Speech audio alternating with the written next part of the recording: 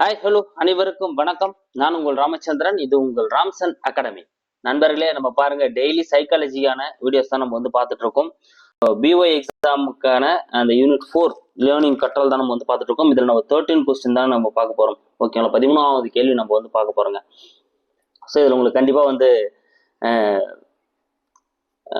பயனுள்ளதாக வந்து இருக்கும். நம்ம வந்து இப்போதைக்கு சைக்காலஜி மட்டும் தான் வந்து பார்த்துட்டு இருக்கோம். ஏன்னா அந்த பிஓ வந்து கொஞ்சம் டைலமாவாக இருக்கு. ஓகேங்களா, ஸோ அதை பற்றி தகவல் வந்து கேட்கப்பட்டிருக்கு. இருந்தாலும் நம்ம வந்து விட்டுறக்கூடாது. நான் மற்றதையும் வந்து உங்களுக்கு கொடுத்துருக்கணும், மற்றதையும் வந்து கொடுக்கணும். புரியுது, நான் மற்றதை வந்து கொடுக்காம நிறுத்தி வச்சிருக்கேன். கூடிய விரைவில் வந்து உங்களுக்கு நான் கொடுக்க வந்து ஸ்டார்ட் பண்ணிடுறேன். ஓகேங்களா, கொஞ்சம் ஒர்க்கு கொஞ்சம் ரொம்ப டைட்டாக இருக்குது, அதனால வந்து கொஞ்சம் பண்ண முடியாமல் இருக்கேன். இது மட்டும் கண்டினியூ போட்டுட்ருக்கேன். கூடிய விரைவில் வந்து தமிழ் எல்லாமே உங்களுக்கு நான் வந்து ஸ்டார்ட் பண்ணிவிடுவேன்.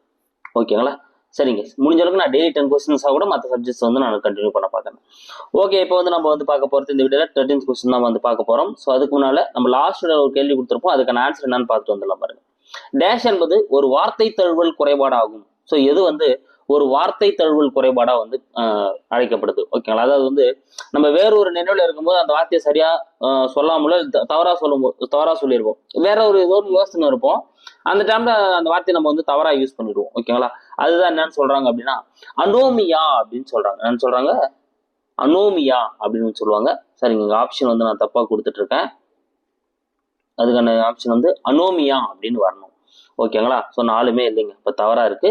அனோமியா அப்படின்றத வந்து இதுக்கான ஆன்சர். ஓகேங்களா, டிப் ஆஃப் த டங் ஃபோனாமெனன் அப்படின்னு வந்து சொல்லுவாங்க. இது வந்து சரியா சொல்லாம நம்ம வேற ஒரு கவனத்துல இருக்கிறப்ப சரியா சொல்ல வரக்கூடியத வந்து அனோமியா அப்படின்னு அழைக்கப்படுது. ஓகேங்களா, இதை நான் கொடுக்குறப்ப சரி பண்ணி கொடுத்துட்றேன்.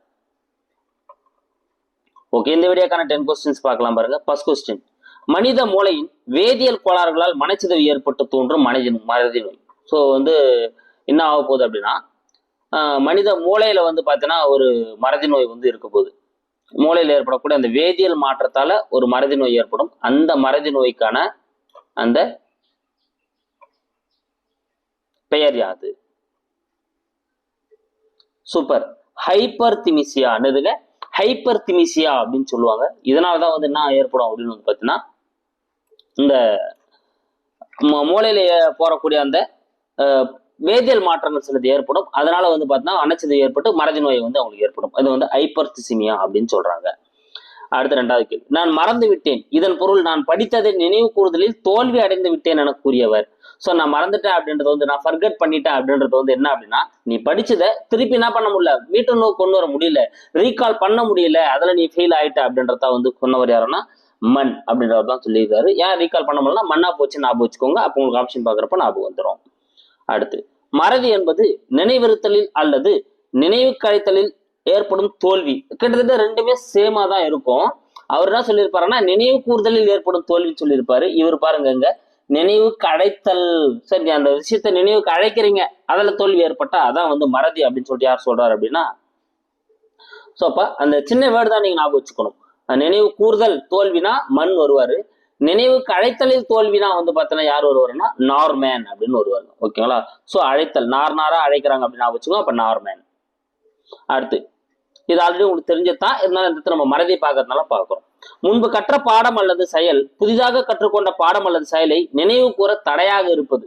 ஸோ முன்ன கத்துக்கணும் ஒரு விஷயம், இப்போ ஒரு விஷயத்த நீங்க கத்துக்கிறீங்க, ஆனா அதுக்கு வந்து அது வந்து தடையா இருக்கு.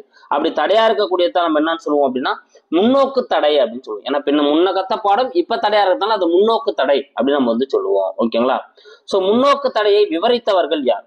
ஸோ முன்னோக்கு தடை, முன்பு கற்ற பாடம் இப்ப கத்துக்கிற பாடத்துக்கு தடையாக தான் முன்னோக்கு தடைன்னு சொன்னோம். இந்த முன்னோக்கு தடை வந்து விவரித்தவர்கள் யார்? சூப்பர், யாருங்க? ஆசுபல் மற்றும் அண்டர்வுட். ஆசுபல் மற்றும் அண்டர்வுட், சி தாங்க இதுக்கான ஆன்சர். ஆசுபல்லும் அண்டர்வுட் தான் என்ன பண்ணிருப்பாங்கன்னா இந்த முன்னோக்கு தடையை வந்து விவரிச்சிருப்பாங்க. அப்ப முன்னோக்கு தடையை விவரித்தவர்கள் ஆசுபல் மற்றும் அண்டர்வுட்.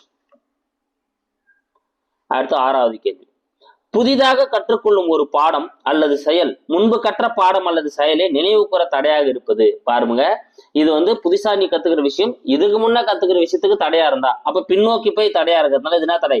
பின்னோக்கு தடை அப்படின்னு சொல்லிட்டு அழைக்கப்படுது. ஓகேங்களா, இப்போ முன்பு கற்ற பாடம் இப்ப கத்துக்கிற பாடத்துக்கு தடையா இருந்தா முன்னோக்கு தடை, இப்ப கத்துக்கிற பாடம் முன்பு கத்துக்கிற பாடத்துக்கு தடையா இருந்தா அது பின்னோக்கு தடை. ஸோ எங்க போய் தடை பண்ணுதோ அதுதான் நம்ம வந்து இங்க எடுத்துக்கிறோம். அடுத்து, பின்னோக்கு தடையை விவரித்தவர்கள். எப்படி முன்னோக்கு தடையை வந்து ஆசுபுல்லும் அண்டர்வுட்டும் விவரிக்கிறாங்களோ அதே போல பின்னோக்கு தடையை விவரித்தவர்கள் யாருன்னா முல்லர் மற்றும் பில்சர்கர். யாருங்க? முல்லர் மற்றும் பில்சர்க்கர். சி தான் இதுக்கான ஆன்சர். முல்லரும் பில்சர்க்கரும் தான் என்ன பண்றாங்க, பின்னோக்கு தடையை வந்து விவரிக்கிறாங்க. வதந்திகள் பரவுவது எந்த கோட்பாட்டின் அடிப்படையில் அடங்கும்? ரொம்ப முக்கியமான ஒரு கேள்விங்க. வதந்திகள் வந்து பார்த்தீங்கன்னா ரூமர்ஸ் வந்து வேகமா வந்து ஸ்ப்ரெட் ஆகும். ஸோ அது எந்த கோட்பாட்டின் அடிப்படையா மையமா வச்சு இந்த வதந்திகள் வந்து பரவுது அப்படின்னு வந்து பார்த்தீங்கன்னா படிம மாற்றம் கோட்பாடு. பி தாங்க இதுக்கான ஆன்சர். நல்லா ஞாபகம் வச்சுக்கோங்க. படிம மாற்றம் கோட்பாடு மூலமா தான். ஓகேங்களா? ஸோ ரெட்ராக்டிவ் இன்ட்ரிபியூஷன் அப்படின்னு சொல்லுவாங்க. சாரி ட்ரேஸ் சேஞ்ச் தேரி அப்படின்னு சொல்லுவாங்க. மாற்றி சொல்லிட்டேன். ட்ரேஸ் சேஞ்ச் தேரி அப்படின்னு சொல்லுவாங்க. ட்ரேஸ் சேஞ்ச் தேரி மூலமா தான் இந்த ரூமர்ஸ் வந்து என்ன ஆகுதுன்னா அதிகமா டெவலப் ஆகிட்டே போகுது. அப்ப பீதா வந்து இதுக்கான ஆன்சர் படிம மாற்றம் கோட்பாடு. அடுத்து, ஒரு குழுவாக பூனையின் படத்தினை வரைதலை கொண்டு படிம மாற்ற கோட்பாட்டை சோதனை செய்தவர். என்ன பண்றாரு, ஒரு குழுவா பிரிச்சிடறாரு. ஒரு பூனையோட படத்தை அப்படியே நீங்க அப்போ பேப்பர் கொடுத்து வரைங்க அப்படின்னு சொல்லிட்டு வரைய சொல்றாருங்க. அப்போ அவங்க என்ன பண்ணுவாங்க, அவங்க கற்பனையா வச்சு அந்த பூனையை வரைவாங்க. சில வரைஞ்சது டிராகன் மாதிரி இருக்கும், சில வரைஞ்சது வந்து பார்த்தீங்கன்னா எலி மாதிரி இருக்கும், சில வரைஞ்சது வந்து பார்த்தீங்கன்னா உருவம் இல்லாமல் இருக்கும். அப்போ அவங்களுக்கு என்ன தோணுதோ அதை தான் வரைவாங்க. அப்போ அது மூலமா தான் வந்து படிம மாற்ற கோட்பாடு வந்து விவரிச்சிருப்பார். படிம மாற்றம்னா என்ன பண்றாங்க, அவங்களே கிரியேட் பண்ணி சிலது பண்றாங்க அப்படின்னு விஷயத்த சொல்லியிருப்பாரு. யாருன்னா பார்ட்லெட். அதனால வதந்திகளும் இது மூலமா பரவுது. அவங்களே கிரியேட் பண்ணி என்ன பண்ணுவாங்க, வதந்திகளை பரப்பிடுவாங்க. அப்ப சீதா அதுக்கான ஆன்சர் பார்ட்லெட் தான் அதை குறிப்பிடுறாரு. அடுத்து 10வது கேள்வி ரொம்ப முக்கியமானது. நாம் எவற்றை மறக்க விரும்புகிறோமோ அவற்றையே மறக்கிறோம் என கூறியவர். நம்ம எதை வந்து மறக்கணும்னு நினைக்கிறோமோ அதை அம்மா மறந்து போறோம், மற்றதெல்லாம் ஒண்ணு இல்லப்பா அப்படின்னு சொல்லிட்டு கூறியவர் யார்? சூப்பர். நாம் எவற்றை மறக்க நினைக்கிறோமோ அவற்றையே மறக்கிறோம் அப்படின்னு சொன்னவர் யாருன்னு பார்த்தீங்கன்னா சிக்மண்ட் ஃப்ராய்டு. டி தாங்க இதுக்கான ஆன்சர். சிக்மண்ட் ஃப்ராய்டு தான் வந்து அந்த கூற்றை வந்து சொல்றாரு. இந்த 10 கொஸ்டின்ஸை வேகமா ஒரு ரிவிஷன் கொடுத்துறோம் பாருங்க. மனித மூளையின் வேதியியல் கோளாறுகளால் மனச்சிதைவு ஏற்பட்டு தோன்றும் மனதின் நோய் வந்து பார்த்தீங்கன்னா ஹைப்பர் திமிசியா. நான் மறந்து விட்டேன் இதன் பொருள் படித்தது நினைவு கூறுதலில் தோல்வின்னு வந்தா யாருங்க, மண். இதே நினைவு கழித்தலில் ஏற்படும் தோல்வின்னு சொன்னா நார்மன். முன்பு கற்ற பாடம் இப்ப கத்துக்கிற பாடத்துல தடையை ஏற்படுத்துச்சுன்னா அது வந்து முன்னோக்கு தடை. இப்ப கத்துக்கிற முன்னோக்கு தடை விவரித்தவர்கள் வந்து பார்த்தோன்னா ஆசுபல் மற்றும் ஹண்டர்வுட். புதிதாக கத்துக்கிற பாடம் முன்ன கத்துக்கிற பாடத்துக்கு தடையா இருந்தா அது பின்னோக்கு தடை. பின்னோக்கு தடை யார் விவரித்திருப்பாருன்னா முல்லர் மற்றும் பில்சர்க்கர் தான் விவரிச்சிருப்பாங்க. வதந்திகள் பரவுவது எந்த கோட்பாட்டை அடங்கக்கூடியதா இருக்குன்னா படிமமாற்ற கோட்பாடு. ஒரு பூனையை ஒரு குழுவா உட்கார வச்சு பூனையை வரைய வச்சு ஒரு படிமமாற்ற கோட்பாட்டை விளக்கியவர் யாருன்னா பார்ட்லெட் அப்படின்றவர் தான் வந்து விளக்கியிருப்பாரு. நாம் எவற்றை மறக்க விரும்புகிறோமோ அவற்றையே மறைக்கிறோம் அப்படின்னு சொன்னவர் யாருன்னா சிக்மண்ட் ஃப்ராய்ட். சிக்மண்ட் ஃப்ராய்ட் தான் வந்து அந்த கூற்றை வந்து சொல்லியிருப்பாரு. ஓகே, 11வது கேள்வி, இது உங்களுக்கான கேள்வி. ஊக்கத்தின் அடிப்படையிலான மறதியை விளக்கியவர் யார்?